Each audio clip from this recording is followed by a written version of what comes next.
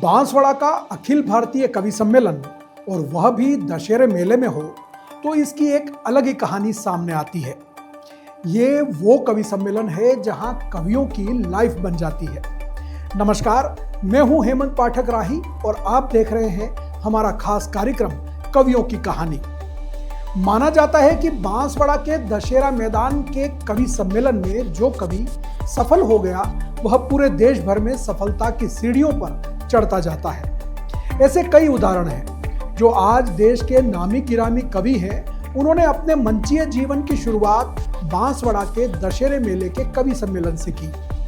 वर्षों से चला आ रहा यह आयोजन देश भर में मशहूर है। खासकर कवियों में यह इच्छा रहती है कि बांसवाड़ा के दशहरा मेले के कवि सम्मेलन में पढ़ने का अवसर मिल जाए। इस बार भी नगर परिषद द्वारा दशहरा मेले में अखिल भारतीय कवि सम्मेलन का आयोजन किया गया और इसमें देश भर से नामी गिरामी कवि शामिल हुए। बीबीसी राजस्थान ने इन कवियों से बातचीत की, उनके कवि जीवन के सफर, कवि सम्मेलनों में हुए बदलाव और आज के युवा पीढ़ी की सोच को लेकर कवियों ने हमारे सवालों के जवाब दिए। आइए आपको सुनाते हैं इन कवियों से बीबीसी राजस्थान की विशेष बातचीत। बांसवाड़ा जिले के नवागांव की बेटी रोहिणी पंड्या, जो अपनी ओजपूर्ण कविताओं के लिए आज परिचय की मोहताज नहीं है, उन्होंने बताया कि वह कैसे कुशलबाग मैदान में कभी कवि सम्मेलन सुनने आती थी और यहीं से उन्हें कविता लिखने का शौक हुआ और आज इसी मंच पर काव्य पाठ करते हुए वह कितना गौरवान्वित महसूस कर रही है। साथ है बांसवाड़ा की बेटी, बांसवाड़ा की शान रोहिणी पंड्या, जो आज कुशलबाग में होने वाले अखिल भारतीय कवि सम्मेलन में काव्य पाठ करने वाली है। रोहिणी, कैसा लग रहा है मंच पे जाते हुए? पहली बात तो ये मंच वो मंच है जिसने मेरे हृदय में कविता के बीज को अंकुरित किया, तो ये मेरे लिए बहुत विशेष है। मैं जब 10 वर्ष की थी, मतलब आज से 10 वर्ष पहले, जब मैं 10 वर्ष की थी तो पहली बार अपने पिता के साथ इस मंच पर कवि सम्मेलन सुनने के लिए आई थी। ये मेरे लिए सौभाग्य का विषय है कि आज मैं उस मंच पर पढ़ूंगी। बहुत अच्छा लग रहा है। तो देश में आप कई कवि सम्मेलन पढ़ चुकी हैं, कई कवियों के साथ पढ़ चुकी है, तो जरा डर है, भय है, या यहाँ मंच पे चढ़ते हुए कैसा लग रहा है? क्योंकि यह मंच वो है जिसने कई कवियों को बनाया है। नहीं, किसी प्रकार का भय तो नहीं है, क्योंकि आज तो मैं उल्टा अपने लोगों के बीच में पढ़ रही हूँ, तो मेरा आत्मविश्वास थोड़ा ज़्यादा है। लेकिन हाँ, एक जिम्मेदारी ज़रूर है, क्योंकि कई लोग मुझे आज पहली बार सुनेंगे, तो उनके हृदय में स्थान बनाना है, मेरे अपने लोगों के हृदय में स्थान बनाना है, तो एक जिम्मेदारी है, भय किसी प्रकार का नहीं है। चलिए, बहुत बहुत धन्यवाद बात करने के लिए और आपकी सफलताओं का सफर ऐसे ही बढ़ता रहे। बहुत बहुत धन्यवाद। Thank you so much. Thank you. Bhilwara से आए हास्य व्यंग के कवि दीपक पारिक ने भी अपनी भावनाएं व्यक्त की और बताया कि बदलते दौर में कैसे कविताओं का मंच बदल रहा है। हमारे राजस्थान की एक और शान भीलवाड़ा शहर से हमारे बीच में दीपक पारिक जी हैं, जो आज कवियों की इस जमात में राजस्थान का एक और हीरा है और आज जो है वो बांसवाड़ा इनके लिए अनजाना नहीं है और बांसवाड़ा के लिए ये भी अनजाने नहीं है। और मेरा सौभाग्य रहा है कि मैंने आपके साथ में काव्य पाठ किया है मंचों पर। तो आज दीपक भाई फिर से बांसवाड़ा आगमन हुआ है आपका, कैसा लग रहा है आपको? बहुत बढ़िया लग रहा है, क्योंकि यहाँ बहुत अच्छा सुना जाता है और यहाँ के श्रोता बहुत अच्छे हैं, कविता को सुनते हैं, कविता को मान देते हैं, सम्मान देते हैं। और मैं शुरू से गीत गज़ल लिखने में रुचि रखता हूँ, तो मुझे कविताएं सुनने वाले लोग ज़्यादा अच्छे लगते हैं जी। बाकी सब अपनी जगह है। और आपका भेरू जी लोगों को बहुत ज़्यादा प्रिय है, हास्य प्रिय है। हाँ, पर हास्य के कंटेंट मेरे पास बहुत सीमित हैं, जबकि ज़्यादातर लेखन मेरा वही है। पर क्योंकि मंच पर एक पहचान बनानी पड़ती है एक व्यक्ति को अपने रस विशेष के लिए। हालांकि जो हिंदी साहित्य में अपन पुराने कवियों को पढ़ें तो उनमें किसी का यूँ नहीं था कि तुलसीदास जी हास्य रस के कवि थे, वीर रस के कवि थे, वो सभी रसों में लिखते थे। लेकिन अब चूंकि हिंदी मंचों पर, क्योंकि मंचन होता है, मंचन मतलब वहाँ आदमी को खेलना पड़ता है, अपना मंचन करके दिखाना पड़ता है, कौशल होता है, वो एक प्रस्तुतिकरण होता है जिससे रस निष्पत्ति होती है। तो उसमें आदमी को एक पहचान बनानी पड़ती है कि मैं इसी रस में पढ़ूंगा, उसका प्रस्तुतिकरण किस टाइप का है, तो उसको पकड़ना पड़ता है, एक लाइन पकड़नी पड़ती है। तो मैंने हास्य रस की लाइन पकड़ ली, तो अब मेरी मजबूरियां हैं कि मुझे हास्य रस में ही सुनाना है जो भी सुनाना है। जी। तो आपके जीवन में कविता कब आई और कब आपने इसकी शुरुआत की? मैं 10वीं में पढ़ता था जब पहली बार मैंने एक कविता लिखी थी। हालाँकि मैं कवि सम्मेलन छठी क्लास में पढ़ रहा हूँ, जब से सुन रहा हूँ। तो मैंने हरिओम पवार जी, गोपाल दास नीरज जी, माखनलाल चतुर्वेदी जी, इनको को सामने बैठ कर के सुना कवि सम्मेलनों में। हरिओम पवार जी की कविता मुझे सबसे अच्छी लगती थी, क्योंकि मैं उनकी कविता स्कूल में बोलता था। तो मुझे लगा कि यार मैं भी लिख सकता हूँ। तो मैं हालाँकि उस समय छंद विधान जानता नहीं था, तो वैसी तो नहीं लिख पाया, लेकिन मैंने कुछ तुकबंदियाँ पहली बार 10वीं में पढ़ता था, तब मैंने पहली बार तुकबंदियाँ की थी, और वो मेरी पहली शुरुआत। मंची यात्रा आपकी कब शुरू हुई?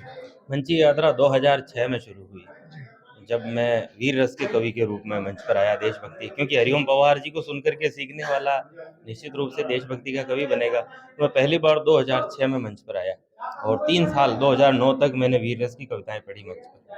चलिए, बहुत बहुत शुभकामनाएं आपको भविष्य के लिए, उज्जवल भविष्य की शुभकामनाएं हम करते हैं बीबीसी राजस्थान की तरफ। ये थे हमारे साथ में दीपक पारिक जी, जो आज मंचों पर जो है वो अपना प्रस्तुतिकरण देंगे। धन्यवाद। अपने हास्य व्यंग की कविताओं के साथ ही अपने अंदाज के लिए देश और दुनिया में मशहूर मालवा के कवि जानी बैरागी तो कहते हैं कि बांसवाड़ा मेरा दूसरा घर है, और यहाँ के श्रोता भी उनकी कविताएं सुनने के लिए हमेशा लालायित रहते हैं। बीबीसी राजस्थान से बातचीत में उन्होंने अपनी बात कही। हमारे साथ हैं जॉनी बैरागी। कोई परिचय के मोहताज नहीं है, आप देश दुनिया में अपने हास्य के लिए जाने जाते हैं, और आपकी कविताओं से, आपकी बातों से हर व्यक्ति हंसने को मजबूर हो जाता है। जॉनी भाई, बांसवाड़ा तो आपका अपना एक दूसरा घर जैसा ही है, कैसा लग रहा है फिर से यहाँ आकर के? देखिए, बांसवाड़ा में काफ़ी समय से आ रहा हूँ, और मेरा ये मानना है कि देश के अंदर पूरे हिंदुस्तान की अगर बात करें तो जिसमें जयपुर महामूर्ख सम्मेलन, कोटा दशहरा, मुंबई का जनता का पुकार, साहित्य कला मंच, इंदौर की बजरबट्टू, ऐसे बड़े कवि सम्मेलनों में कुशल बाग का बांसवाड़ा का एक कवि सम्मेलन भी शामिल है। और इस वागड़ अंचल के अंदर जो अहिंदी भाषी एरिया है, प्रदेश है, इस अहिंदी भाषी क्षेत्र के अंदर इतनी विशाल भीड़ का आना, यानी कि हमारी राष्ट्रभाषा हिंदी के प्रति ये प्रेम दर्शाती है। ये भीड़ मुझे बहुत अच्छा लगता है कि जो हिंदी से इतना प्रेम करते हैं। तो आपकी कविता की इतनी लंबी यात्रा रही है, और आपने इतने समय से काव्य पाठ आप मंचों पे कर रहे हैं, कितना बदलाव देखते हैं आपकी मंचों में? कोई बदलाव आया है कविताओं में? ना, बदलाव तो कुछ नहीं है। समय के साथ श्रोता बदलते गए तो कवियों ने अपनी कविताएं बदल दी, बस बाकी कुछ नहीं। एक दौर था जब राजेश खन्ना का दौर था, तो राजेश खन्ना जैसे रोमांटिक बातें होती थी। आज शाहरुख खान का दौर हो गया, तो इस तरह का रोमांटिक दौर आ गया। तो एक जमाना में बालकवि बैरागी जी, शिव मंगल सिंह, सुमन जी जैसी कविताएं होती थी, तो उनके श्रोता चले गए। तब दूसरे नए श्रोता युवा लाभी आ गए, तो युवा तरह की कविताएं हो रही है। बाकी कुछ नहीं, सब बहुत अच्छा चल रहा है, और मैं संतुष्ट हूँ आज के काव्य पाठ से और वर्तमान दौर से, कि जो भी चल रहा है वो बहुत अच्छा चल रहा है, और यही सत्य है। वरना मेरा सिर्फ यही मानना है कि बुझ ही नहीं सकती ये आग, मेरा वादा है, क्योंकि ये लगी हुई कम और फैलाई गई ज़्यादा। धन्यवाद। तो ये जो कविता के दौर में नए युवा आ रहे हैं, नए लोग आ रहे हैं कविता लिखने वाले, उनके लिए क्या कहना चाहेंगे? देखिए जी, नए लड़के आ रहे हैं, नए नए कवि बहुत अच्छा लिख रहे हैं, और बहुत अच्छा लेखन है उनका। और एक समय तो ये था कि भाई जिनके ऊपर ठप्पा लग गया बस वही मठाधीश थे, वही कवि थे।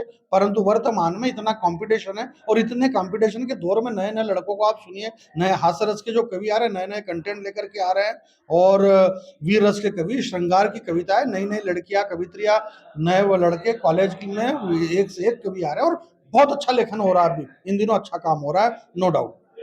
तो जो कविता के क्षेत्र में आना चाहते हैं उन युवाओं के लिए क्या कहना चाहेंगे?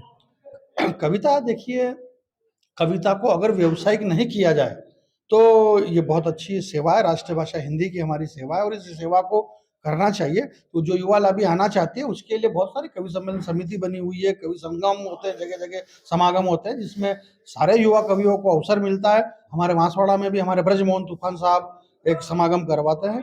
तो इस तरह से नए युवा कवियों को इसमें बहुत सारा मौका मिलता है, और युवाओं को आना चाहिए। बहुत बहुत धन्यवाद बीबीसी राजस्थान से बात करने के लिए।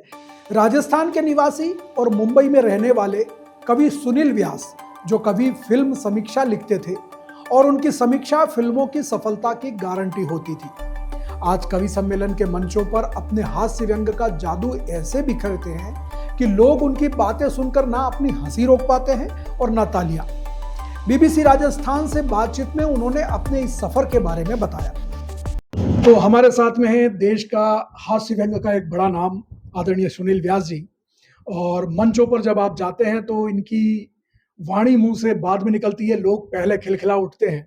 सुनील जी, बहुत बहुत स्वागत है आपका बीबीसी राजस्थान से बात करने के लिए। मेरा सौभाग्य है आपसे, मतलब आप मुझे मिले और आपसे बात करने का, आपने मुझे इस चुना है। बहुत बहुत आभार सर आपका। आज देश भर में अपना नाम कमा रहे हैं।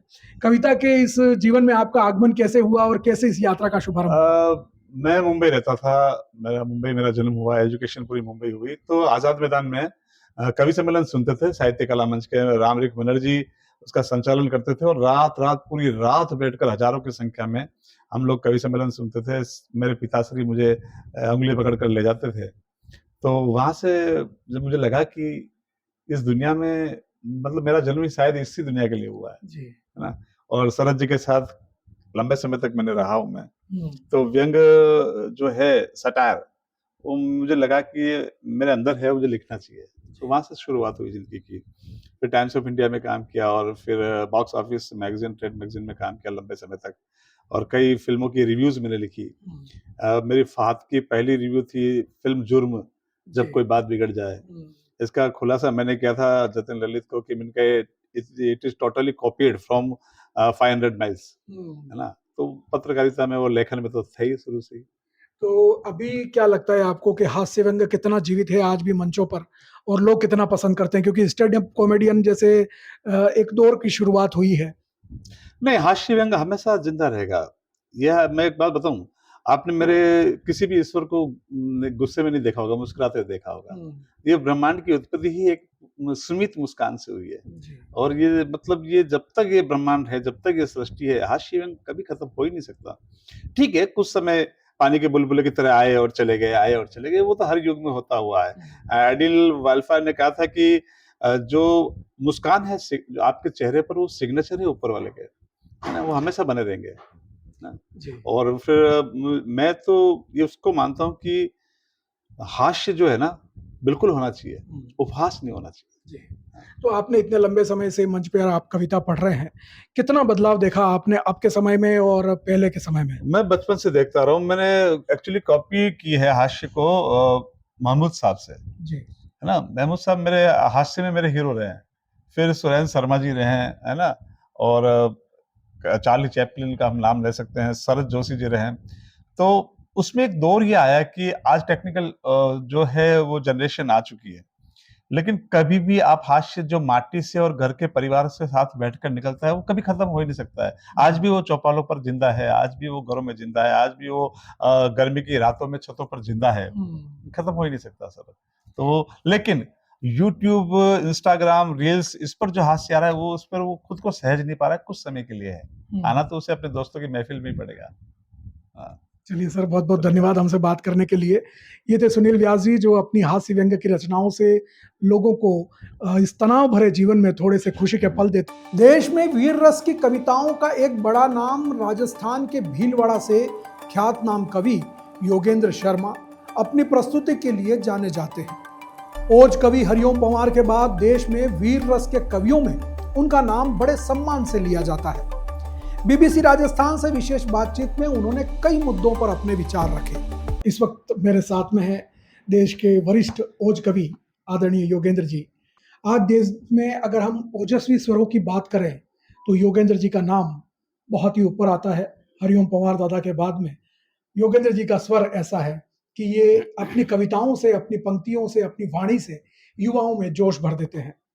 तो दादा, कैसा लग रहा है बांसवाड़ा आकर के? आप पहले भी आए हैं बांसवाड़ा? तो हेमंत जी, मेरा बांसवाड़ा आगमन ये 5वीं बार इस कार्यक्रम में हो रहा है जी। और पिछले कार्यक्रमों में जब भी मैं आया तो भाई बृजमोहन तूफान जी ने मेरे को आमंत्रित किया था यहाँ पे बांसवाड़ा में। पहली बार भी मैं उनके बुलावे पर आया था और मुझे बहुत अच्छा लग रहा है कि मैं इस कार्यक्रम का हिस्सा हूँ। सामान्यतया यहाँ पर बड़े स्टार्स को ही बुलाया जाता है, लेकिन मैं इस मंच पर अपने आप को एक अकिंचन के रूप में अपना देखता हूँ खुद को। तो मैं सोचता हूँ कि यार मुझे भी जो है यहाँ के लोग प्यार करते हैं और इस बहाने मुझे अच्छा लगता है। मैं अभी भी बहुत अच्छा लगा। मैं पिछली बार जब आया था तो हर्षित भदौरिया हमारे शहीद हुए थे यहाँ पे, एक आतंकवादी हमले में शहीद हो गए थे, तो मैं उनके घर भी जाके आया था। एक पत्रकार मित्र के साथ मैं उनके घर गया था और मैंने मंच पे ये संकल्प लिया था कि मैं हर्षित भदौरिया जी के परिवार को भीलवाड़ा आमंत्रित करूंगा और उनका बहुत मान सम्मान वहां पर करूंगा, ऐसा मैंने संकल्प लिया था। और यहाँ आने के तुरंत बाद ही मैंने लगभग 3 साढ़े 3 महीने बाद उस परिवार को मैंने, और भी 4 परिवारों को हमने वहाँ बुलाया भीलवाड़ा में। उनका 1008 तिरंगे की यात्रा निकाल कर उनका खुली गाड़ी में पूरे भीलवाड़ा में उनका एक शोभा यात्रा के रूप में सम्मान भी किया, और फिर एक बहुत अच्छा कार्यक्रम भी उनके सम्मान में आयोजित किया। कुछ राशि भी हमने उसमें उनको प्रदान की। तो मैं जो है, आप जानते हैं कि मैं देश, सेना और शहीदों पर मेरा काम जी। रहता है। तो यहाँ के लोग, चूंकि ये क्षेत्र ऐसा है कि यहाँ के बहुत लोग अभी भी अग्निवीर में और देश की सेना में देश की रक्षा के लिए अपने जीवन को समर्पित करते हैं। तो ये क्षेत्र ऐसा है कि यहाँ के लोगों में देशभक्ति कूट कूट कर भरी हुई है।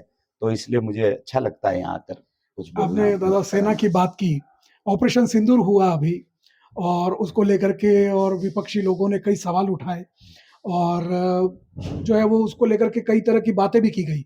आप क्या मानते हैं इस मामले में? कवि हृदय क्या कहता है आपका? हमारे देश की विडंबना है ये कि हमारे देश में विचारधारा की स्वतंत्रता है। किसी भी बिंदु पर अपने विचार रखना, भावनात्मक तौर पे स्वतंत्र विचार रखे जाते हैं। लेकिन ये बात सच है कि आज ऑपरेशन सिंदूर के लिए लोगों ने प्रश्न खड़े कर दिए, ये एक बड़ी बात है। जबकि वास्तविक रूप में जो सिविलियंस हैं उनको पता नहीं है। मैं सेना के कार्यक्रमों में जाता रहता हूँ, मुझे प्रतिवर्ष लगभग 7-8 दिन के लिए मैं वहाँ जाता हूँ। जीरो लाइन पे जाता हूँ, विभिन्न बटालियनों में जाता हूँ, कविताएं सुनाता हूँ। मैं लगभग 73 बार मैं कवि सम्मेलन के कार्यक्रम वहाँ पे कर चुका हूँ। मेरे सामने सैनिक बैठे होते हैं और मैं कविता पाठ करता हूँ उनके हौसले के लिए। मैं जानता हूँ कि वहाँ की व्यवस्थाएं क्या है। केवल सैनिक नहीं लड़ता है, बहुत सारे लोग उनके साथ, आपको जानकारी में नहीं होगा, मैं बता देता हूँ। लगभग 150 वैज्ञानिकों की टीम भी इस करगिल के पहलगाम के हमले के बाद जो ऑपरेशन हुआ उसमें सैनिकों का साथ दे रही थी। तब जाके हमने आज इतने बड़े ऑपरेशन में सफलता प्राप्त की है। और जिन लोगों ने सफलता में जिनकी भूमिका रही है, जिन सैनिकों की भूमिका रही, 2 बेटियों ने हमारे देश के गौरव को बढ़ाया है। तो ये बड़ी बात है कि हमने ऑपरेशन करके एक विश्व में परचम लहराया है। हमारे देखो, दिनकर जी भी कहते थे, और तमाम एक शास्त्रोक्त एक विषय है कि जिसके पास शक्ति होती है उसे क्षमा का अधिकार होता है। तो हमने समय पर जैसी स्थिति थी उसके अनुसार एक स्ट्रेटेजी होती है। अंतरराष्ट्रीय स्तर पे एक राजनीतिक और रणनीतिक निर्णय की पावर जो है वो सरकार के पास होती है। सिविलियन के नाते आप कुछ भी बात करते रहो, उसका कोई फायदा नहीं है। उन सैनिकों का और उन शहीदों का अपमान करके आपको कुछ नहीं मिलने वाला, ये मैं निवेदन करना चाहता हूँ। एक आखिरी सवाल आपसे, आज जो आर्टिफिशियल इंटेलिजेंस का जमाना है, सोशल मीडिया का जमाना है, तो ऐसे में कविता को सुनने वाले कितने बचे हैं? आप कवि सम्मेलनों में जाते रहते हैं, और जो जेन जी आंदोलन की बात करते हैं, वह यहाँ भारत में भी जो है वो नेपाल के सपने देखते हैं। तो आप क्या सोचते हैं, युवा किस तरफ जा रहा है देश का? आपको लगता है कि युवा इस तरह की गतिविधि कर सकता है? हम लोग पागल लोग हैं, हम लोग भ्रमित लोग हैं। हमको वास्तव में हम लोग राष्ट्र को जीना जानते नहीं है। सच बता रहा हूं आपको। स्वार्थ में लिप्त लोग हैं हम, इसलिए स्वार्थ के अलावा हमें कुछ नजर नहीं आता है। हमें कुर्सी चाहिए कैसे भी करके। मुझे मेरे घर का कोई काम हो तो वो पहले करवाना है। मेरे घर की जमीन कोई दबा लेता तो मुझे बहुत कष्ट होता है। लेकिन राष्ट्र पर कोई आफत आती है, कोई आपत्ति दर्ज नहीं कराता उस पर और आंदोलन नहीं करता, खुद के स्वार्थ के लिए आंदोलन के लिए तैयार हो जाता है। ये विडंबना है। नेपाल के लोग चाहते हैं, जो जैन जी वाले लोग हैं वही चाहते हैं कि हमारा देश भारत जैसा हो जाए, और यहाँ के लोग चाहते हैं कि हमारा देश नेपाल जैसा हो जाए। कितनी बड़ी विडंबना है।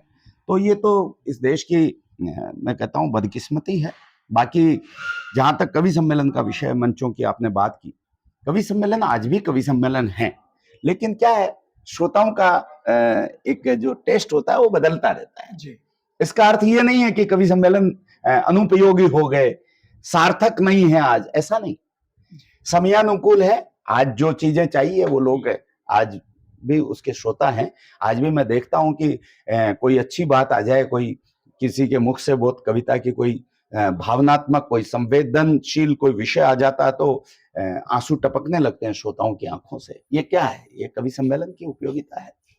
बहुत बहुत धन्यवाद सर बीबीसी राजस्थान से हेमंत बात जी बहुत करने के अच्छा लिए। लगा। हेमंत जी आप मैं तो आपसे पहले भी परिचित हूँ। आप राष्ट्रीय कवि संगम के हमारे सिपाही भी हैं और राष्ट्रीय कवि संगम एक इतना बड़ा संगठन है जो देश में कविता की क्रांति के लिए नए कवियों को खड़ा करने के लिए काम कर रहा है, राष्ट्र में जागरण का संकल्प लेकर काम कर रहा है। राष्ट्र जागरण धर्म हमारा जो है वाक्य है जिसको हम चरितार्थ करते रहते हैं। तो मुझे बहुत अच्छा लगा कि आप कविता के साथ साथ इस पत्रकारिता के फील्ड में भी बहुत अच्छा नाम कर रहे हैं। मैं आपके चैनल को बहुत बधाई देता हूं, आपकी पूरी टीम को बधाई देता हूं। जय हिंद। इसी कड़ी में हमने बात की देश की जानी मानी कवियत्री अनामिका अंबर जैन से। अपनी श्रृंगार रस की कविताओं के साथ ही अपनी टिप्पणियों के लिए मशहूर, देश के बड़े बड़े टीवी चैनल में काव्य पाठ करने वाली अनामिका जैन अंबर के कवियत्री जीवन की शुरुआत भी बांसवाड़ा से ही हुई है। वह बताती हैं कि किस तरह से समय बदला है लेकिन कविता के प्रति लोगों का प्यार नहीं बदला। उन्होंने उन यादों को भी टटोला जो बांसवाड़ा से जुड़ी थी। बीबीसी राजस्थान से बात करते हुए उन्होंने कविता के दौर में आए बदलाव पर भी अपने विचार व्यक्त किए। आज हमारे साथ में है देश की जानी मानी कवियत्री और आप इन्हें टीवी चैनलों पर भी लगातार देखते हैं। अपनी वाणी से, अपनी कविताओं से लोगों का भरपूर मनोरंजन करने वाली और देश के हर युवा का प्यार पाने वाली कवियत्री हमारे साथ में है अनामिका जैन अंबर जी। स्वागत है आपका बीबीसी राजस्थान पर। बहुत बहुत बहुत बहुत धन्यवाद। हेमंत जी कैसे हैं आप? मैं ठीक हूँ। जी। मैडम आप बांसवाड़ा कई बार आ चुकी हैं, कितना बदलाव लगता है आपको? देखिए हर बार कोई ना कोई एक नई बात तो यहाँ पर मिलती है और जैसे पूरा कहते हैं परिवर्तन संसार का नियम है, तो बदलाव तो लगातार मिल ही रहे हैं। और इस समय एक बदलाव जो पूरे देश में चल रहा है तो वही बदलाव बांसवाड़ा में भी मिला है। और लोगों में अच्छी बात ये है कि जहाँ पर धीरे-धीरे लग रहा है कि साहित्य को लोग कम पसंद कर रहे हैं। हालाँकि मैं हमेशा उसको सकारात्मक दृष्टि से देखती हूँ कि यदि लोग पूछते हैं कि कवि सम्मेलनों में भीड़ में कुछ कमी या ज़्यादा हुआ है, तो भीड़ कभी कम नहीं हुई है, सुनने वाले लोग उतने ही हैं। ये है कि सुविधाएँ बढ़ गई हैं। जी। पहले जो लोग आकर के सुना करते थे, वो अब घर में भी बैठ के सुन लेते हैं। तो कुल मिलाकर वो बदलाव यहाँ पर भी देखने को मिला है। कविता का रस बना हुआ है कुल मिलाकर के। 100% बना हुआ है। कविताओं का रस आज से नहीं बना हुआ है। जो लोग कुछ भी चीज़ यदि किसी ने जानी है तो वो कविताओं के बाद है। यदि हमने भगवान श्री राम को जाना है ना, तो उनको भी आदि कवि वाल्मीकि जी के द्वारा जाना है। हमने श्री कृष्ण को जाना है तो उनके बारे में जो कविताएँ लिखी गई उनसे जाना है, गीता से जाना है, मीराबाई की कविताओं से जाना है, रसखान से जाना है। हमने पृथ्वीराज रासों से जाना है, पृथ्वीराज चौहान के लिए, चंद्रवर दाई की जी। कविताओं से। कहने का अर्थ ये है कि हमने कविताओं से ही इतिहास को जाना है, जी। तो वो तो कभी कमी हो ही नहीं सकती। अब रही बात भीड़ की या लोगों की उपस्थिति की, तो वो उपस्थिति इस पर निर्भर की गई है कि लोगों के हाथ में मोबाइल है, सोशल मीडिया है, उसके थ्रू अब आज जैसे जिनको अनामिका को सुनना है, तो उन्हें आप लोगों पे ज़्यादा विश्वास है। वो सोचेंगे ठीक है जाकर के क्या सुनना है, कोई बात नहीं, नहीं जा पा रहे किसी कारण से, कोई बात नहीं। बाद में ये यूट्यूब पे आएगा, बाद में चैनल पे आएगा, हम सुन लेंगे। तो मतलब अनामिका को तो लोग सुनेंगे, वो नहीं छोड़ेंगे। लेकिन हाँ, ये है कि वो वहाँ जाके सुन रहे हैं या अपने इंतज़ार करके घर में सुनेंगे। आपके जीवन में कविता का उदय कब हुआ और कब ये यात्रा शुरू हुई? देखिए मैं जब 8 साल की थी तब से कविताएँ लिखने लग गई हूँ। 8-9 साल से शुरू हो गई थी मेरी कविताओं का लेखन। जी। यात्रा शुरू हुई है जब मैं 14 साल की थी। तब से मैंने मंचों पे जाना शुरू कर दिया और आज लगभग 20 साल से ज़्यादा हो चुके हैं मंचों पे जाते हुए। जी। हाँ जी। तो ये काव्य यात्रा आप लंबे समय से कर रही हैं और इस काव्य यात्रा में अब जब हम जेन ज़ी वाले दौर में हैं, हाँ। तो कितना बदलाव नज़र आ रहा है आपको? हाँ, ये एक विषय है। देखिए, जेन ज़ी जो है वो कविताओं को सुनती है, पसंद भी करती है और इस बात का द्योतक है जब आप किसी भी इंस्टाग्राम में कोई भी शॉर्ट एक वीडियो देखेंगे, तो उसके आप जब व्यूज़ देखेंगे, लाइक्स देखेंगे, तो आप जानेंगे कि जेन ज़ी ने शेरों को पसंद किया है। जो नई पीढ़ी आई है, वो बहुत अच्छा लिखने वाली आई है, बहुत ही अच्छा। सुनने वाली भी आई है, लिखने वाली भी आई है। वो हमसे बहुत 10 गुना ज़्यादा उन चीज़ों की जो कल्पनाएँ हम अपनी कविताओं में लिखते हैं, जो यथार्थ हम अपनी कविताओं में लिखते हैं, वो यथार्थ और वो कल्पना, वो हमसे 10 गुना ज़्यादा महसूस करते हैं, सुनते हैं और लिखते भी हैं। तो आप नई पीढ़ी को देखिएगा, जो नए बच्चे आए हैं, जो लिखते हैं, वो बहुत अच्छा लिख रहे हैं। तो मैं तो आश्वस्त हूँ कि हमारे कवि सम्मेलनों को कोई खतरा नहीं है, साहित्य को कोई खतरा नहीं है। जी। हाँ, एक तरीका होता है। अब मैंने जैसे प्रेम को प्रेम का जो एक्सप्लेनेशन है, जो उसकी व्याख्या की है, अंदर के जो अंतर्मन के भाव होते हैं, वो नहीं बदलते, भाषा बदल जाती है। जैसे पहले प्रेम को ऐसे कहा जाता था कि मैं हूँ रति पर काम न चाहूँ, एक छवि निष्काम की मांगू, रास के क्षण आराधन मैं हो, प्रीत सदा ब्रज धाम की मांगू, और भला क्या वर चाहूँ, बस कोर कृपा अभिराम की मांगू, अपने मन मंदिर में सजा लूं, ऐसी छवि प्रभु राम की मांगू। क्या जब बात है। लड़की वरदान मांग रही है तो ऐसे वर मांग बिल्कुल। रही है।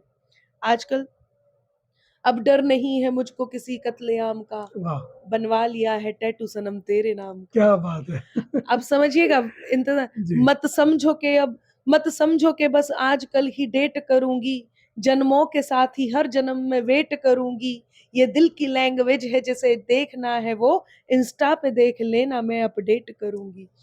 कहने का अर्थ ये है कि जन्मों जन्मों का बंधन वो भी चाहती है, आधुनिक लड़की भी जन्मों जन्मों के बंधन की वो भी बात कही गई है।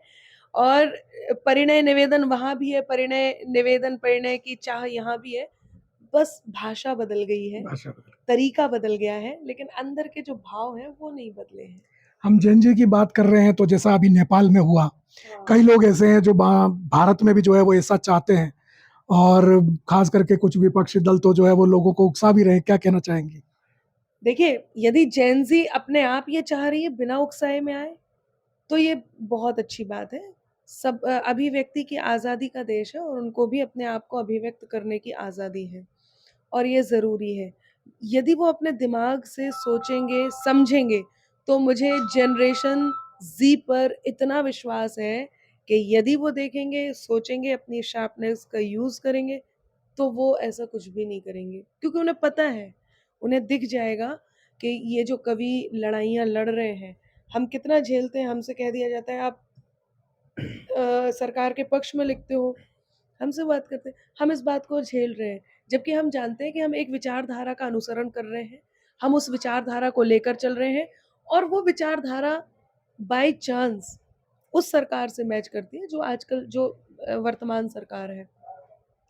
तो यदि हाँ, नुकसान तब है जब वो किसी उकसावे में आकर के इसको करेंगे, तब नुकसान है। आपने विचारधारा की बात की, तो वोट चोरी जैसे आरोप जो है वो मोदी सरकार पे लग रहे हैं, एक चुनी हुई सरकार पे। तो क्या लगता है आपको कि ये कितना सही कह रहे हैं राहुल गांधी और उनकी टीम? देखिए, बहुत अच्छी बात है, विपक्ष मजबूत होना चाहिए और विपक्ष को ये कहना भी चाहिए। हर बात को अच्छा बनाने के लिए, कहने का अर्थ ये है कि और ज़्यादा उसमें निखार लाने के लिए और ज़्यादा चीज़ें अच्छी हों, सरकार और अच्छे से काम करे, इसके लिए विपक्ष का मजबूत होना बहुत ज़रूरी है। विपक्ष बिल्कुल सही कर रहा है। बात तो ये है कि जनता क्या करती है, जनता किसे चुनती है, जनता क्या सोचती है, जनता ने क्या पाया है, और यही बात इस बात का द्योतक होता है, यही बात इस सरकार को निर्धारित करता है। यदि सरकार को जनता लेकर के आ रही है, इसका अर्थ ये है कि जनता को कुछ मिला है।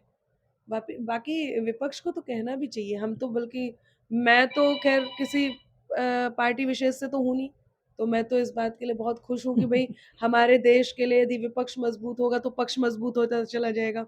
पक्ष मजबूत होगा तो सरकार के कार्य जनता के काम आएँगे। ये तो हम सभी चाहते हैं, हमारा देश विकासशील होगा। बहुत बहुत धन्यवाद आपका बीबीसी राजस्थान से बात करने के लिए। ये थी हमारे साथ में अनामिका जैन अंबर जी, जो हमें बता रही थी कि किस तरह से समय के परिवर्तन के साथ में जो है वो ये सारा काव्य यात्रा भी परिवर्तित हुई है, लेकिन देश समाज में साहित्य की पकड़ आज भी बाकी है। बहुत बहुत धन्यवाद। तो आपने देखा, कवियों ने अपने विचार व्यक्त किए और बांसवाड़ा के कवि सम्मेलन के साथ ही कवि मंचों के बारे में खुलकर बात की। अखिल भारतीय कवि सम्मेलन में इन कवियों ने सुबह 4 बजे तक लोगों को अपनी कविताओं से बांधे रखा। इस अद्भुत कवि सम्मेलन का देश और दुनिया भर से लोगों ने बीबीसी राजस्थान पर लाइव प्रसारण देखकर आनंद लिया।